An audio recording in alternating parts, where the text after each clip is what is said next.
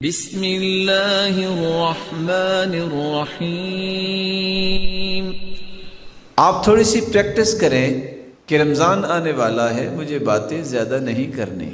اپنی زبان کو جھوٹ سے، غیبت سے، چغلی سے، لغویات سے محفوظ کیجیے۔ صحابہ کرام کی تو عادت یہ تھی، کان السلف اذا صاموا جلسوا فی المسجد وَأَقْبَلُوا عَلَى تِلَاوَةِ الْقُرْآنِ۔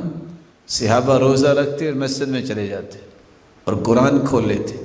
لوگ کہتے ہیں آپ یہاں ہی بیٹھے ہیں۔ قَالُوا نَحْفَظُ صَوْمَنَا وَلَا نَغْتَابُ أَحَدًا۔ ہم اصل میں مسجد اس لیے آئے ہیں کہ اپنے روزے کی حفاظت کر سکے، باہر نکلیں گے غیبت ہوگی، روزے کے اجر کا پتہ نہیں کیا بنے۔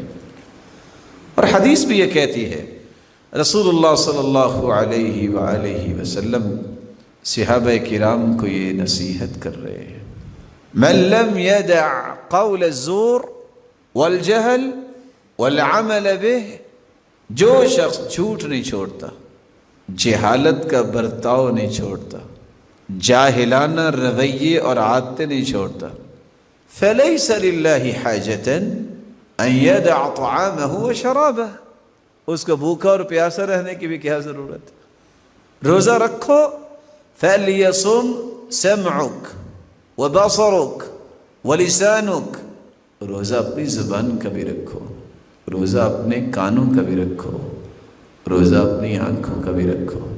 یہ کون سا روزہ ہے کہ تم حلال چیزیں تو کھانے سے رک جاتے ہو اور حرام کھانا شروع کر دیتے ہو؟ جھوٹ حرام ہے، وہ تم مار لیتے ہو اور حلال کھانے چھوڑ دیتے ہو۔ غیبت حرام ہے، وہ کرنے میں تمہیں پریشانی نہیں ہوتی، اور اچھے اچھے کھانے وہ تم نے چھوڑ رکھے ہیں کہ میں روزے دار ہوں۔ اپنی عادت بناؤ، میں نے رمضان میں اگر کچھ حاصل کرنا ہے تو مجھے اس سے پہلے اپنی زبان کو بہتر بنانے کی پریکٹس کرنی چاہیے۔ اور یہ بات بھی ایک حقیقت ہے، زبان انسان کی پوری شخصیت کی عکاس ہوتی ہے۔ زبان پہ وہی کچھ آتا ہے جو انسان کے دل میں ہوتا ہے، ترجمان ہے۔ یہ ایک ایسا دروازہ ہے، جب کھلتا ہے تو پتہ چلتا ہے اس دکان کے اندر کوئلہ ہے کہ ہیرے جواہرات۔ اس لیے اس زبان کو اچھا کیجیے۔ اور حدیث نے کتنی بڑی بات کہہ دی، ان الرجل لا يتكلم بالكلمة لا يرى بها بأسا يهوي بها 70 خريفا فی النار۔ بس اوقات بندہ صرف ایک کلمہ بولتا ہے، صرف ایک، پرواہ نہیں کرتا۔ 70 سال سفر کیا جائے تو جتنا سفر طے ہوگا اس ایک کلمے کی وجہ سے جہنم میں وہ اتنا گہرا قیامت کے دن گر جائے گا۔ لا يستقیم ایمان عبد حتی یستقیم قلبہ، کبھی کسی انسان کا ایمان مستقیم نہیں ہو سکتا جب تک اس کا دل سیدھا نہ ہو جائے، ایمان سیدھا نہیں ہوتا۔ وَلَا يَسْتَقِيمُ قَلْبُ حَتَّى يَسْتَقِيمَ لِسَانُ، دل کبھی درست نہیں ہو سکتا جب تک زبان درست نہ ہو۔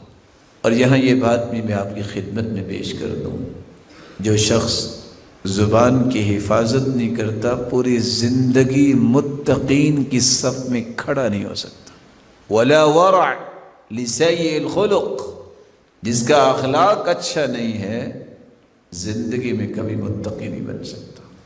اس کو بولنے کی تمیز ہی نہیں ہے۔ سلف صالحین تو اتنی احتیاط کرتے تھے، امام احمد بن حنبل رحمۃ اللہ علیہ، ان کے پاس جب ایک شخص نے کہا فلان کذاب، فلاں راوی جو حدیث کا ہے وہ کذاب ہے، اس لیے روایت نہیں لی جائے گی، کہتے ہیں اکسو الفاظک، ذرا الفاظ اچھے بولو، آپ یہ کہو نا لا بأس بہ، اس کی روایت لینی نہیں ہے۔ کیوں نہیں لینی؟ جھوٹ بولتا ہے، اور جھوٹے آدمی کی روایت قبول نہیں کی جاتی۔ الفاظ اچھے۔ سیدنا عمر رضی اللہ تعالیٰ عنہ نے دیکھا کہ لوگ آگ جلا کے بیٹھے، آپ نے یہ نہیں کہا یا اہل النار، اے آگ والو، کہتے ہیں یا اہل الضوء، روشنی والو، حالانکہ آگ جل رہی تھی۔ الفاظ کا چناؤ، تعبیرات، یہ انسان کی عظمت اور بلندی کی علامت ہوتی ہے۔ شریعت نے اتنی خوبصورت تعبیرات پیش کی ہیں، قرآن پڑھ لیجیے، احادیث پڑھ لیجیے، ایک کلمہ آپ کو ایسا نہیں ملے گا کہ جو حیا باختہ ہو۔ اس طرح مجھے ہوئے الفاظ ہیں، اور تربیت کی ہے اللہ کے رسول صلی اللہ علیہ وآلہ وسلم نے کہ مومن، اس کی مثال پیش کی ہے، مثل المؤمن مثل النحلہ لا تأکل الا طیبا ولا تضع الا طیبا۔ مومن کی مثال شہد کی مکھی کی مثال ہے۔ شہد کی مکھی کھاتی بھی اچھا ہے، نکالتی بھی اچھا ہے۔ مومن بات سنتا بھی اچھی ہے اور بولتا بھی اچھی ہے۔ اس لیے مومن کو اپنی زبان کی حفاظت کرنی چاہیے۔